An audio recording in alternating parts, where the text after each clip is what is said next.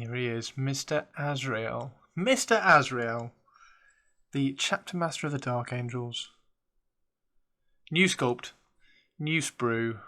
Really, really, really, really nice. There's some cool stuff in here, and the one of the things that I'm very much enjoying and getting very excited about with the new. With all the new sprues and all the new sculpts and everything, is not only the detail but the clarity of the detail.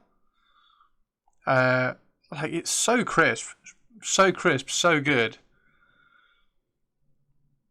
so crisp, so good. And we have, so we've got the torso, we've got the Sword of Secrets up here, which is slightly disappointing for me. I think it's I'd like them to do something more interesting with that. However, in the Wrath of the, is it the Wrath of the Soul King? The Wrath of the Soul Forge King. There we go. The Wrath of the Soul Forge King. In that box, which is the box which you are getting Azrael in, you also get some Deathwing Knights, and the Deathwing Knights have quite a nice sword. So what I'm planning to do is take the Sword of Secrets and swap it for the blade of that one. I think that's going to work out okay. I just want something slightly more interesting than the power swords. Power swords are so dull, and yes, you can make them slightly interesting and do some lightning strikes on them, or do them like a non-metallic powered sword with a nice bright highlight on them and a little bit of lightning coming down. Yes, you can do all that, but I think I just want something slightly more interesting. So this sword, I think, is going to go on there. It should be reasonably straightforward to get on. I don't see any problems with that. So what I'm going to do now is I'm going to build Azrael's body.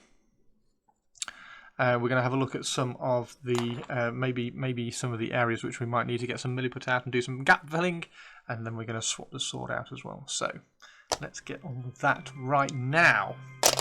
Let's go.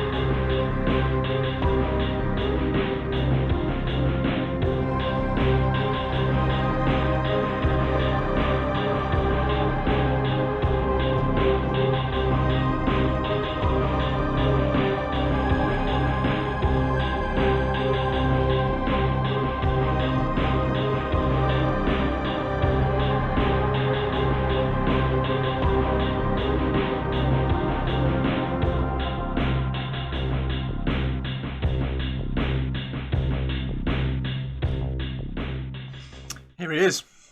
So we've got him built up. I've added all the little sections on there as well. We have the bolter, combi plasma bolter, everything. That's all assembled. It is very cool that they've sorted out the the magic bolter. Now we have the Sword of Secrets. Now just before we get to the Sword of Secrets, in fact, the build. I sped up the build for you because I didn't want to take up your time. The build went together mostly well. The challenge that you get when Games Workshop are doing these capes and cloaks and robes and everything is the registration points. So you saw me struggle a little bit with the registration of this bit and in terms of how it fits, and I was looking at it from the front and trying to get it to fit in, and it didn't seem to sit correctly. The registration points are like where things join together and how they're spliced and how they're sliced up. So the best way of getting this part in, excuse me, the best way of getting this part in is to turn it round. And then once I turned it round, it just linked in really, really nicely. The right foot and robe, the internal robe, was much more of a pain, and I'm still not convinced that it's actually I think at the moment it's kind of just floating. There is a gap there, so maybe that is supposed to sit over the gap. Maybe it's supposed to sit back. This bit, maybe that is supposed to sit back in here and cover up that gap. I don't know, but that's where it kind of sits, and it covers all the holes. I know that's not the best way of doing it, but yeah, the registration of that, again, this part as well. When you're joining those together, just do it from the outside rather than trying to do it on the inside. So match it from the outside, and it goes together quite well. After that, I'm sure somebody will put it together, and it will go click, and it will kind of slot in really nicely. But it's trying to find that little point at which point it goes click, and it all goes together. But yeah, anyway, there we go. We have him together. He is really cool. I'm going to tweak the pose slightly. I'm not going to do a torso twist. Don't worry. I'm not going to cut all the way around there just to twist the torso just slightly. I think it's fine. Particularly for what I'm going to do now. There is the bolter, and if we have a look at the Sword of Secrets, the Sword of Secrets has this little registration points at the back, and it goes in and it goes right up there like that. Now that's there we go. That's fine. I'm going to drop it down a little bit, so I'm going to have it kind of halfway between those 2 points. So somewhere there, I think. I don't think I'm going to have it right up Masters of the Universe style. So I'll drop it down a fraction, which means I'm going to cut that off. Now, what we are going to do is going to see if we can trim this sword from the Deathwing Knights and swap that in there. Now, if we have a look at the swords, I'll just hold them together, get my pointy stick out. If I can cut, if I turn it around actually like that, so if I can cut just down here and trim off the Aquila down at the bottom, then it should sit on this little guard up here. So I should be able to cut it off and then stick it on that guard, which would then make it just that fraction longer as well. So it would be that long. So it would be exactly the same length. It's just slightly more interesting of a sword. So that's the plan. Let's see how we can go about that. So we're going to clip all of this off. We've got the shape on this side, so we're going to make sure that we're following this side when we're trimming it, because then we can match this shape.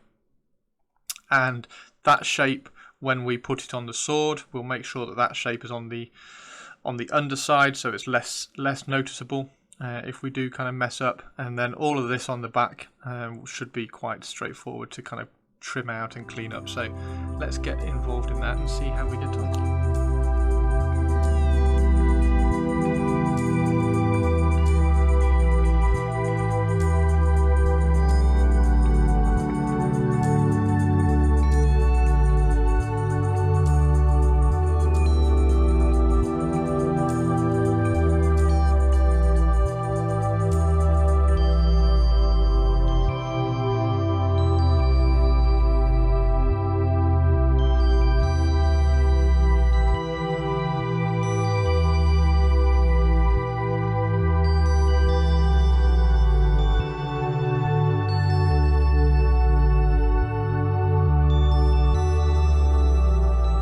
There we go, we've got the vast majority of that trimmed out. We've got a little bit of trim just to kind of finish off. I have got a brand new blade in here. It's really important when you're doing conversions like this, where you're removing very, very small amounts of material in very confined spaces, that you have a nice new blade, because then you can, when you're cutting, you can cut very, very slowly at a very, very you can be very precise about how far you're going, so you can put a little bit of pressure and then a little bit more pressure until you get the right sort of speed of cut, and then you can be very precise on how you're cutting. Now, that's looking pretty good. We've trimmed it out. There's still a little bit of shaping to do. We've got to remove that little bit of trim there, but I think that can now fit on the top of that. So all we need to do now is we're going to trim off. I'm going to give myself a little bit of space, so I'm not right up against the guard. There we go. And that gives me a little bit of space here to then flatten it out and trim it up. There we go. Very, very careful pressure. Again, I've got my fingers together, so it can't really slip and go very far. And then once we get it reasonably flat, we can scrape as well.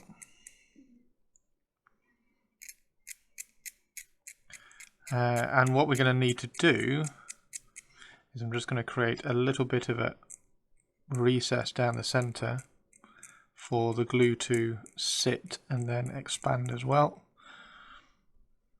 I'm not pinning this because my glue's fine for this. So we will just very quickly, if I can find some tack. There's a bit of tack. And get a tiny bit of tack. Put that on there just for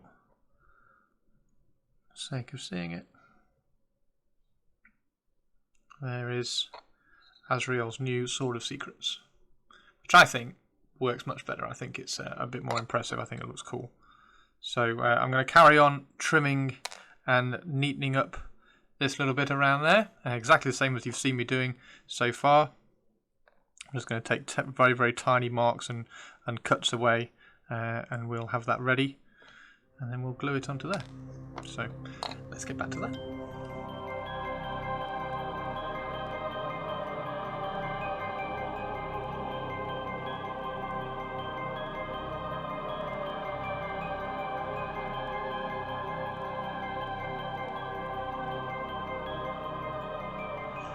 There we go, trimmed up. I've missed a tiny bit of a point here. You can just see that point there is not quite as sharp as this side. So if you're doing this yourself, just be a little bit more careful about trying to create that point. But it is fine for what we want. And like I say, I'm going to put that point on the downside, so it's not quite as obvious. We've got the nice clean point here, so we're going to put that on the top side. And that is just going to fit in there like that. So just looking at the fit. Just looking at the fit at the moment, I think it's a little bit pointing up.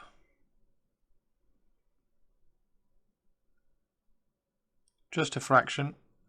So I can see it just by rocking it. I can feel that it wants to sit facing upwards a little bit more.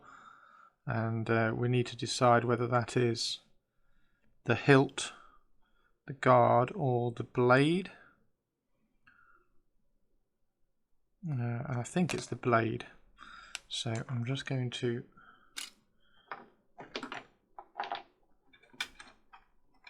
grab one of my very small files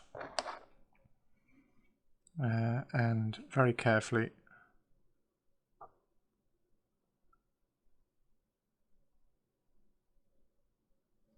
just remove that bottom corner. And there we go. It sits square now. So, grab my glue out. And we are going to put a layer of glue there. And introduce the right way round. That to it like that. Make sure it's central. Make sure it's central. Make sure it's straight. And then we can just run a fraction more around the base. And again, we're just going to keep adjusting it, making sure it's straight and central. That's pretty good, actually.